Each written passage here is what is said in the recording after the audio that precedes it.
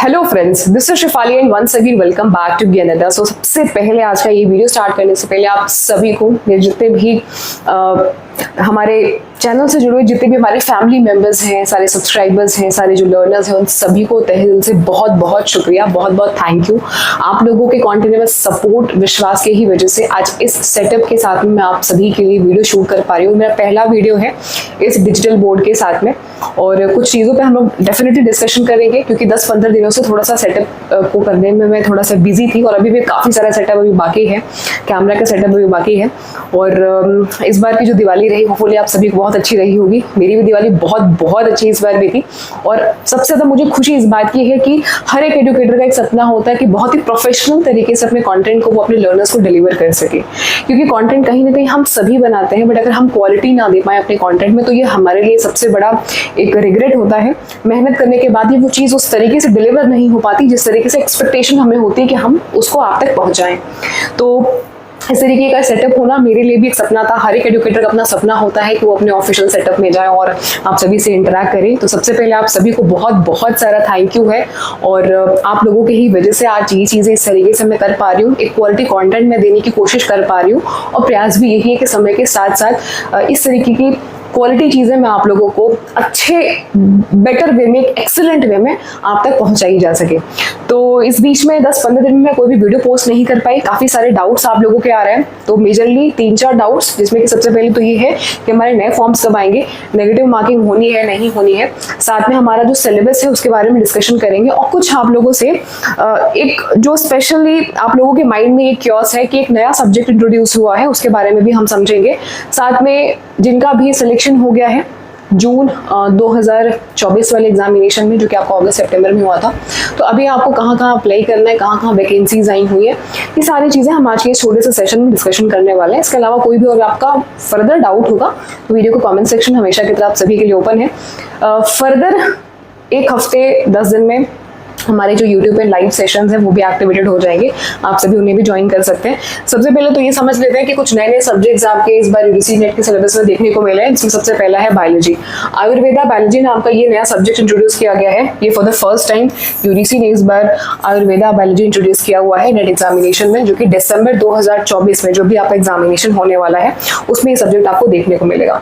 अब इसमें जो डाउट आ रहा है वो ये आ रहा है कि इसके सिलेबस मिलेंगे कहाँ से। तो ऑफिशियली वेबसाइट है ugcnetonline. ये वेबसाइट का लिंक मैं आपको डिस्क्रिप्शन में प्रोवाइड कर दूंगी। यहाँ पे अगर आप देखें तो इस सेक्शन में 3 नए सब्जेक्ट हमें इस बार देखने को मिले हैं। एक तो इंडियन नॉलेज सिस्टम, जो कि 2023 में आ गया था, और डिजास्टर मैनेजमेंट, ये जून 2024 में ऐड हुआ है, बट अभी दिसंबर 2024 के लिए एक नया सब्जेक्ट ऐड हो गया है, आयुर्वेदा बायोलॉजी। तो अब टोटल जो सब्जेक्ट्स आपके हो गए हैं वो हो गए हैं 105। तो आज के रेट में यूजीसी 105 अलग अलग सब्जेक्ट्स में एग्जामिनेशन करा रही है। आयुर्वेदा बायोलॉजी में वो सभी स्टूडेंट्स फॉर्म फिलअप कर सकते हैं जो साइंस स्ट्रीम के हैं, जिन्होंने बायोलॉजी अपना सब्जेक्ट एज ऑप्शनल लिया है। तो ये आप सभी से शेयर कर दीजिएगा, अपने साइंस स्ट्रीम के जो स्टूडेंट्स हैं, जो आपके फ्रेंड्स हैं, जो लर्नर्स हैं स्पेशली, उनके साथ में आप जरूर से इस चीज़ को शेयर करेंगे। इसके अलावा आगे बढ़ने से पहले, अच्छा, इसका सिलेबस आपको यहाँ से मिल जाएगा, ऑब्वियसली आप वहाँ से डाउनलोड कर लेंगे और डाउनलोड करने के बाद अगर आप देख पाए तो 10 यूनिट है। जनरली आपका 100 नंबर का पेपर 2 होता है, 100 क्वेश्चंस होते हैं आपके पेपर 2 में 200 नंबर का, और 50 क्वेश्चन आपके पेपर 1 में होते हैं 100 नंबर के। तो सेम वही चीज़ है, सिलेबस आप देख लीजिएगा। इसके अलावा जो एक मेजर सवाल है कि भाई हमारी अब सिलेक्शन हमें लेना है तो हम कहाँ कहाँ पे अप्लाई करें, जॉब की नोटिफिकेशन कहाँ कहाँ पे फैकल्टी के ओपनिंग है। तो एक वेबसाइट है, इस वेबसाइट का जो लिंक है मैं वीडियो के डिस्क्रिप्शन में भी डाल दूंगी। बाई डिफॉल्ट आप अपने माइंड में भी रखिए, freejobalert.com, ये वेबसाइट है, गूगल पे सर्च करेंगे सबसे पहली वेबसाइट आपको मिलेगी, वो यही रहने वाली है। अब इसमें फायदा ये है कि बहुत सारे अलग अलग स्टेट में वैकेंसी निकलती है और सिर्फ टीचिंग की ही नहीं, मतलब सिर्फ असिस्टेंट प्रोफेसर की ही नहीं, बल्कि टीजीटी पीजीटी की भी वैकेंसीज निकलती हैं। आप देख सकते हैं यहाँ पे असिस्टेंट प्रोफेसर की भी वैकेंसी दिख जाएगी आपको, और एडिशनल प्रोफेसर की भी है, प्रोफेसर की भी है, बहुत सारे वैकेंसीज हैं। क्वालिफिकेशन में हर जगह पीएचडी नहीं मांग रहा है, कहीं कहीं आपका सिर्फ पीजी से भी काम हो जा रहा है, और कहीं कहीं पे पीएचडी अगर है तो रेलिवेंट डिसिप्लिन में अगर है तो उनको थोड़ा सा प्रेफरेंस मिलेगा। बट स्टिल अगर आप कॉन्फिडेंट इनफ हैं, इंटरव्यू में अच्छी तरीके से अपनी बात को प्रेजेंट कर पा रहे हैं, तो भी आपका यहाँ से काम बन जाएगा। नॉट नेसेसरली कि आपको पीएचडी चाहिए ही चाहिए। तो पोस्ट भी आप देख सकते हैं, लास्ट डेट जो है वो यहाँ पे मेंशन है। और डिटेल्स चाहिए तो गेट डिटेल्स पे आप क्लिक करेंगे तो इसकी सारी इन्फॉर्मेशन आपको मिल जाएंगी। ये सिर्फ एक स्टेट का मैं नहीं बता रही हूँ, यहाँ पे बहुत सारे स्टेट्स की वैकेंसीज हैं। अगर आप देखें तो यहाँ पे आसाम की भी वैकेंसी आपको देखने को मिलेगी। आसाम में भी पीजीटी पोस्ट के लिए है, ग्रेजुएट टीचर्स के लिए है, पोस्ट ग्रेजुएट टीचर्स के लिए। सिर्फ मैं यहाँ पे उन स्टूडेंट्स के लिए ये वीडियो नहीं है जिन्होंने सिर्फ यूडीसी नेट क्वालिफाई किया है। डेफिनेटली अगर आपने यूडीसी नेट क्वालिफाई किया है तो यहाँ पे वैकेंसी आपको मिलेगी, बट अगर आपने बीएड किया है या अगर आपने बीटीसी वगैरह किया है, आपको टीजीटी पीजीटी, या अगर आपको फॉर एग्जांपल और क्षेत्र में ग्रेजुएट टीचर बनना है आपको, तो भी यहाँ पे आपको बहुत सारे अपडेट्स मिल जाएंगे, including assistant professor and associate professor and professorship. तो बेसिकली वेबसाइट आपके लिए बहुत इंपॉर्टेंट है।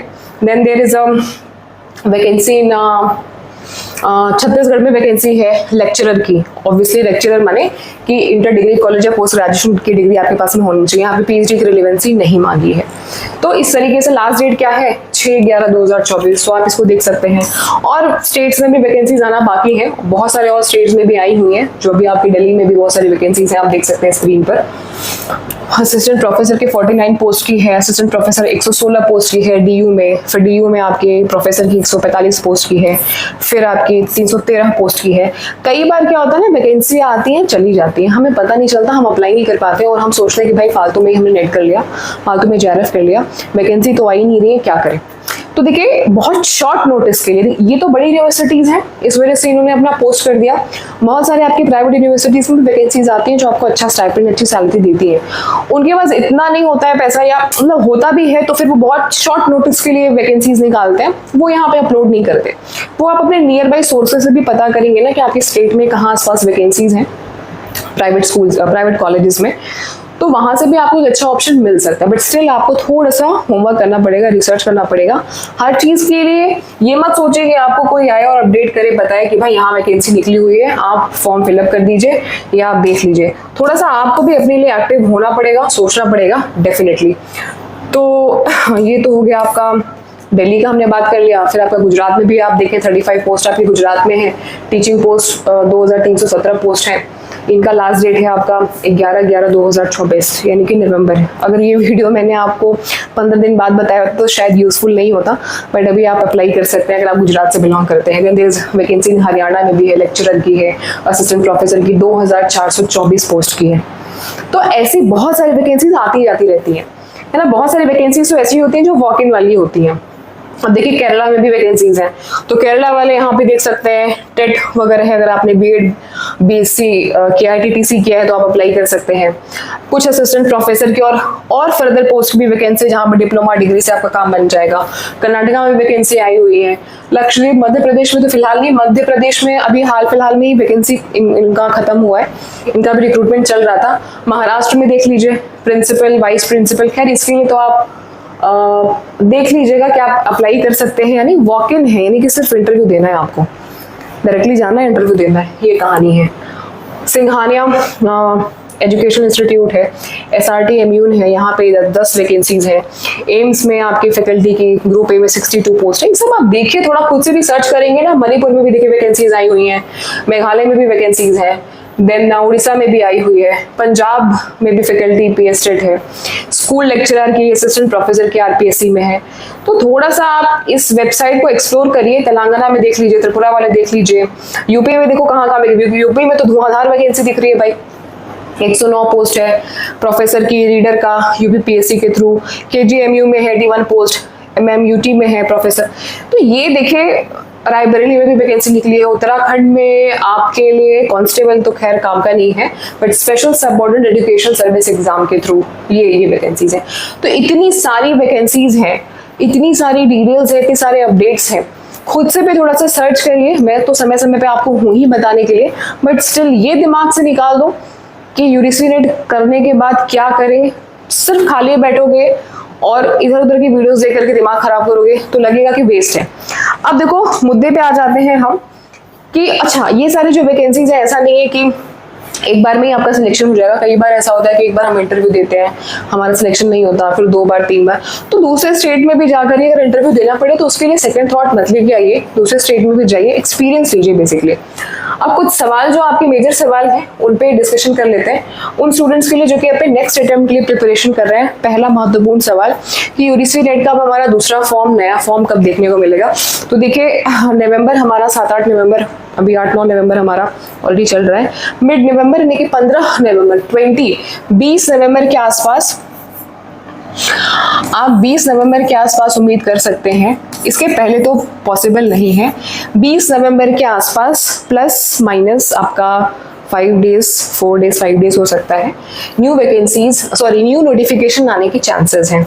इस बार नेगेटिव मार्किंग हमेशा की तरह नहीं होगी, बट आने वाले टाइम में मे बी पॉसिबल है कि इसको इंट्रोड्यूस कर दे, might be possible in upcoming days, upcoming examination.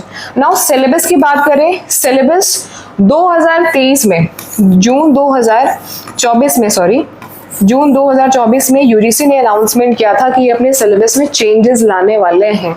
तो माइट बी पॉसिबल कि आपका जो सिलेबस है वो अपडेट हो, चेंज नहीं होगा, अपडेट होगा। देखिए अपडेट होने का मतलब क्या है कि एग्जिस्टिंग जो चीजें हैं वो रहने वाली हैं। कभी भी जब आपका फोन अपडेट होता है तो आपका फोन फॉर्मेट नहीं हो जाता।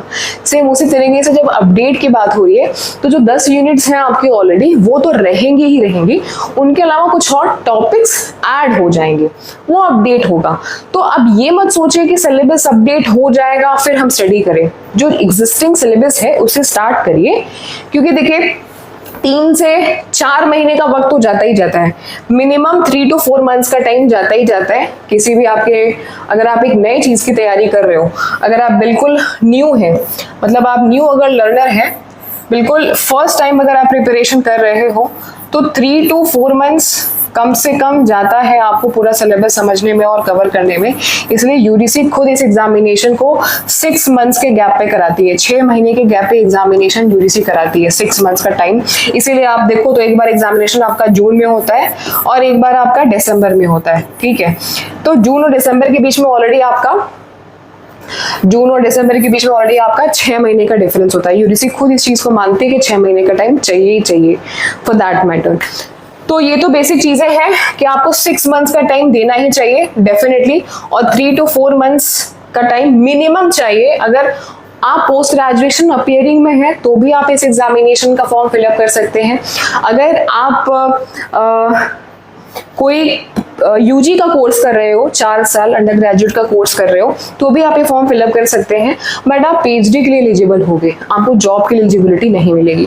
देखिए बहुत सारे चेंजेस हैं, इस पर डिटेल वीडियो सेपरेटली मैं आपके लिए बना दूंगी। फिलहाल अभी जो हमारा एक कंसर्न था, जो डाउट था, वो डाउट इन सवालों को लेकर के था कि हमारे जो सिलेबस है, हमारे जो नेगेटिव मार्किंग का प्रावधान है और नए फॉर्म्स कब आएंगे, वैकेंसीज कहाँ पे हैं। होपफुली आप सभी के लिए वीडियो ये इन्फॉर्मेटिव रहा होगा और मुझे बहुत अच्छा लगा फर्स्ट वीडियो आपसे इस तरीके से हम शूट करके आपको शेयर करने का।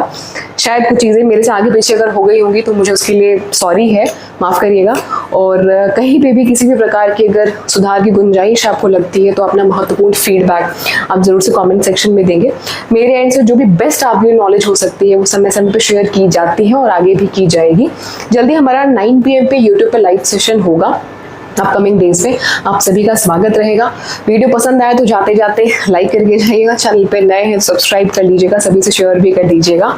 All the very best in get success. Thank you.